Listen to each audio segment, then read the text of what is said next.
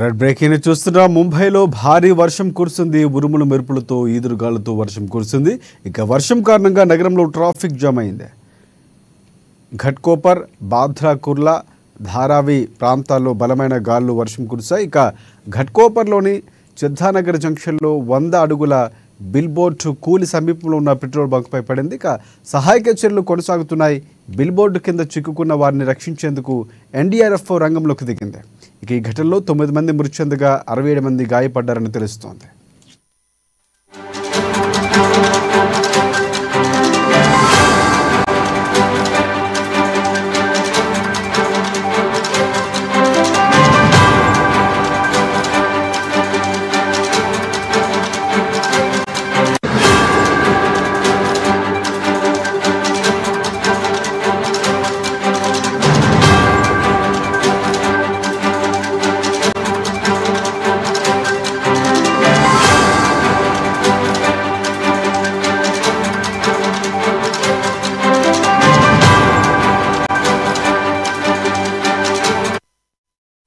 Red breaking చూస్తున్నా. ముంబైలో నిన్న ఒక్కసారిగా వచ్చిపడిన గాలివానకు ఘట్కోపర్లో భారీ హోర్డింగ్ కుప్పకూలిన సంగతి తెలిసిందే. మొత్తంగా 88 మందిలో ఈ ఘటనలో గాయపడగా వారిలో 14 మంది కనుమూశారని ఎన్డీఆర్ఎఫ్ బలగాలు ప్రకటించాయి.